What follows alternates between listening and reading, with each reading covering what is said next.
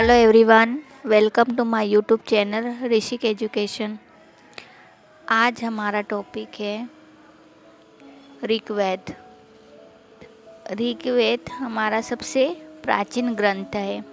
इसका रचना काल माना गया है 1500 BC से 1000 BC तक।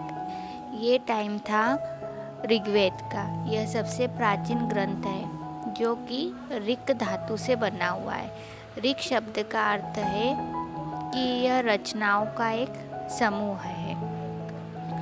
ऋक शब्द जो है संस्कृत भाषा से लिया गया है, जिसका अर्थ होता है रचनाओं का समूह। ऋग्वेद में देवताओं की स्तुति परक रचनाओं का उल्लेख मिलता है। इसमें वैदिक देवी देवताओं की स्तुति की जाती है। इसके संकलन करता है महर्षि वेदव्यास। ऋग्वेद विश्व का सबसे प्राचीन ग्रंथ है, जिसकी समानता ईरानी ग्रंथ जिंदवेस्ता से की गई है।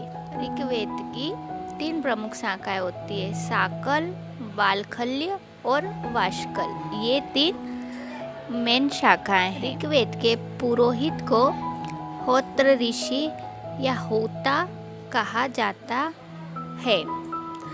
तो ये बेसिक पॉइंट है कि ऋग्वेद का काल कब से कब तक था। तो 1500 BC से 1000 BC तक रहा है। यह संस्कृत भाषा के ऋक शब्द से बना है, जिसका अर्थ है कि ऋचाओं का एक समूह होता था। इसमें देवी देवताओं की स्तुति परक रचनाएं की जाती है। देवी देवता का उल्लेख मिलता है। अगर पूछा जाए विश्व का सबसे प्राचीन ग्रंथ तो यह ऋग्वेद है। जिसकी समानता किससे की गई है, तो इसकी समानता हमने ईरानी ग्रंथ जिंदवेस्ता से की गई है। इसके 3 प्रमुख आपको शाखाएं बताई गई है। ऋग्वेद के पुरोहित को होत्र कहा जाता था। ऋग्वेद के आचार्य को पैल कहा जाता था। जो पैल थे वो प्रमुख आचार्य हुआ करते थे। ऋग्वेद के प्रमुख देवता अग्नि होते थे। ऋग्वेद में सबसे ज़्यादा उल्लेख अग्नि देवता का मिलता है, क्योंकि ये इसके प्रमुख देवता थे। ऋग्वेद काल के प्रमुख देवता अग्नि थे। अच्छा, ऋग्वेद का जो उपवेद है, ऋग्वेद का उपवेद आयुर्वेद को कहा गया है। आयुर्वेद और आयुर्वेद के रचयिता थे धन्वंतरी। इन्हें आयुर्वेद का रचयिता माना गया है। ऋग्वेद के आर्णयक होते थे ऐत्रेय और कौशितकी।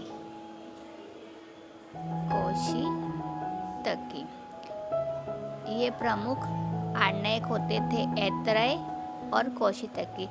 आर्णयक और ब्राह्मण जो ऋग्वेद के हैं वो दोनों ही सेम थे, ऐत्रेय और कौशितकी। और कौशितकी को ही संख्यायन कहा गया है।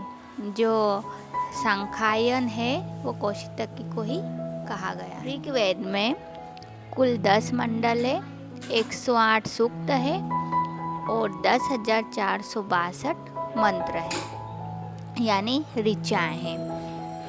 ऋग्वेद के 10 मंडल में सबसे ज़्यादा पूछा जाता है तीसरे मंडल में क्या है। तो तीसरे मंडल में गायत्री मंत्र का उल्लेख देखने को मिलता है। गायत्री मंत्र का उल्लेख है तृतीय मंडल में, और 10वें मंडल में वर्ण व्यवस्था का उल्लेख देखने को मिलता है। अस्तो मा सद्गमय तमसो मा ज्योतिर्गमय ऋग्वेद से लिया गया है। ऋग्वेद की सबसे महत्वपूर्ण नदी सिंधु नदी है, और ऋग्वेद की सबसे पवित्र नदी सरस्वती नदी को माना गया है। जो सबसे महत्वपूर्ण है, जिसका सबसे ज़्यादा उल्लेख मिलता है, वो सिंधु नदी है, और सबसे पवित्र नदी सरस्वती नदी को कहा गया है, जिसके अन्य नाम नदी तमा, माते तमा और देवी तमा है। ऋग्वेद में गंगा नदी का उल्लेख 1 बार मिलता है और यमुना नदी का उल्लेख लगभग 3 बार मिलता है। ऋग्वेद में कुछ महिलाओं के भी उल्लेख देखने को मिला है। उन महिलाओं का नाम था अपारा, मुंडा, घोषा, रावी, राची और विश्वारा। इन महिलाओं का उल्लेख देखने को मिलता है। ऋग्वेद में ऋग्वैदिक नदियों के प्राचीन व आधुनिक नाम। ये नदियों का वर्णन हमें ऋग्वेद में देखने को मिलता है, जिनके प्राचीन नाम और आधुनिक नाम दिखाए गए हैं। सिंधु नदी को आधुनिक नाम सिंधु नदी है। वितस्तथा नदी कहा जाता था। झेलम नदी को आज हम झेलम नदी के नाम से जानते हैं। चिनाव नदी को अस्किनी नदी कहा जाता था। व्यास नदी का प्राचीन नाम विपाशा नदी था। सतलज नदी को सतुत्री नदी कहा जाता था। रावी नदी का प्राचीनतम नाम पुरुषराणी नदी था। दृष्टति नदी जो कि सरस्वती नदी का प्राचीनतम नाम था और आधुनिक नाम है दृश्यति नदी। उपरोक्त नदी समूह को पंजाब कहते हैं, क्योंकि इन 7 नदियों से ही सप्त सिंधु प्रदेश बनता है। ऋग्वेद में सबसे लगभग 250 बार उल्लेख किया गया है इंद्र देवता का। लगभग 2 से 50 बार उल्लेख मिला है इंद्र देवता का। इंद्र देवता को वर्षा का देवता कहा गया है। इन्हें संसार का स्वामी भी कहा गया है और प्रधान पुरुष भी कहा गया है। तो ये ऋग्वेद से संबंधित कुछ जानकारी थी। आई होप आपको ये क्लास पसंद आई होगी। अगर आपको क्लास पसंद आई है तो प्लीज़ लाइक शेयर कीजिए तथा